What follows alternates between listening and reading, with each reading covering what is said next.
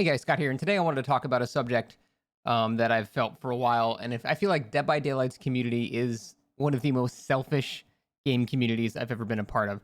It seems like all each side is trying to do is make the other side have as little fun as possible. The justification being they need to do what they need to do to win, and everyone else's fun doesn't matter. And I really felt like DBD's community is much worse than every other gaming community for this, for whatever reason. But in making a video about it, I had to give it a lot of thought. And the more I think about it, it's actually really not any different from any other gaming community. Dead by Daylight's community is selfish, without a doubt, but so is every other game community. And I want to make a comparison to a game like I used to play a long time ago, like Modern Warfare 2. For example, in Modern Warfare 2, there was a thing called the noob tube. If you're unfamiliar, it's basically a grenade launcher attachment you can stick on a gun. You put on danger close and basically be one-shotting people. It was generally seen as kind of cheesy. So it was like a very low skill, yet surprisingly effective strategy that was super cheesy. And if you did it, you have to wear, a badge of shame for doing it. So if you play Dead by Daylight, you'll realize I basically just described things like face camping and tunneling and stuff like that. And so that concept has existed, forever. The thing is, though, in Modern Warfare, it never really felt as bad. Despite it being the same level of low skill, not caring about the other person's fun kind of stuff, it never really felt as bad. And the reason is because in Modern Warfare 2, if you were killed by a noob tube, for example, you could just respawn and say, fuck it, I'm going to use a noob tube now too. And then you could just have, noob tube battles with the guy. You could immediately match the level of cheese and selfishness.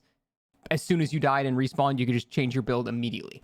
And because of that, even though both games, Dead by Daylight and Modern Warfare, have the same level of selfishness, one game feels way worse to have a selfish player on the other side. And the reason is because the game's asymmetrical. If you get, face camped and tunneled by a killer, you can't just say, oh, I'm going to face camp and tunnel this guy back to get him. No, you just feel kind of helpless and then you just die. And that's the end of that. So what you do is you take it out on the next team you go against, who is not at all related.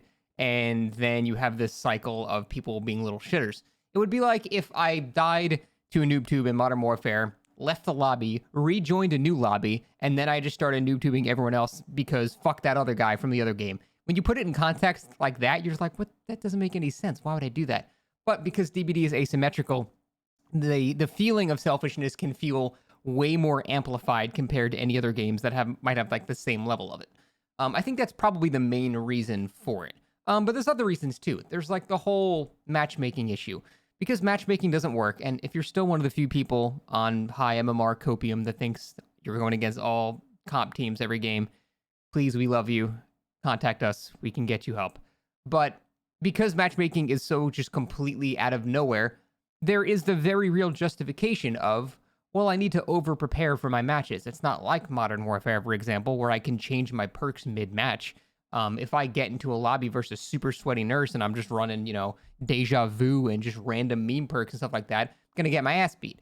And that's fair. So you do have to prepare in advance for that type of challenge that you're going to be going against. The problem is a lot of people, A, do not know how to identify the level of difficulty they're about to encounter very well, or B, are able to identify it. They just don't give a shit. They just hide behind the veil of, well, I had to prepare, but they were going to play the same way regardless. Now, I think the Dead by Daylight community would improve quite a bit if people got better at identifying very quickly how difficult the match is going to be. This is something I pride myself as have gotten really good at over time. And I can tell within the first minute of the match whether or not I'm going to have to try or I can just mess around. And because of that, I can really play in a manner befitting of the other team. So it never really feels unfair or anything like that. I'm usually bringing the same level of strength that they're putting out. So I'm, I try to not play in a selfish way because I'm able to identify how much of a challenge, the other team is going to be. But not everyone can do that. So I really recommend that people try to do that. Look, if you're playing a nurse with 4 slowdowns and you download a baby bill with default cosmetics and no perks and 5 hours in the game, maybe dial it back a little bit. You're probably going to win that match. You don't have to follow the repetitive cogwheel of I must tunnel this guy out now in order to have a chance of winning. You should be able to identify you're going to win that match regardless. In fact, if you're playing a 4 slowdown nurse before the match even starts, you should be able to identify you're going to win that match regardless. unless you're really bad at nurse or something. Same thing, on the survivor side. If you're a super, super good 4-man survive with friends, you brought a dead dog offering, you're doing all, boil over like bully plays. The killer is getting spun, they're blinking into walls and shit. They have no idea what they're doing. Then perhaps, tone it back a bit. I think this is something a DBD community does need to work on. They need to work on identifying the threat that the other team poses, because the matchmaking sure as shit is not going to do that. Where normally in a normal game it would do that, and so you would want to basically put the same level of effort into every game. In DBD there isn't any of that, so you need to dynamically adjust the effort that you're putting into the match in order to make the community a better place, in my opinion. Every once in a while you might get surprised. You might think a team was really bad, but then they just pull it together out of nowhere, and then you're like, ah, shit, I went too easy on them and they were actually, super sweaty and super good. And I just couldn't understand that. I think it's better to fall on that side for the community's health. The vast minority of games you get one wrong than just going super ham every single game, because all you're doing is making the community a worse place if you try the sweatiest shit every single game under the justification, I must do this to win. All you're doing is making the game a worse place. Because think about it. If you're bringing that, blight or nurse or whatever with 4 slowdowns, and your justification is I need to do this in order to win, then the other team might be justified in saying, well, I need to bring 4 brand new parts with my friends and hyperfocus in order to win. And now all you have is everyone just doing the sweatiest shit in order to win, because, and I think this is probably the biggest problem with people in general in life, people are just really scared of losing for whatever reason, especially in a game like Dead by Daylight.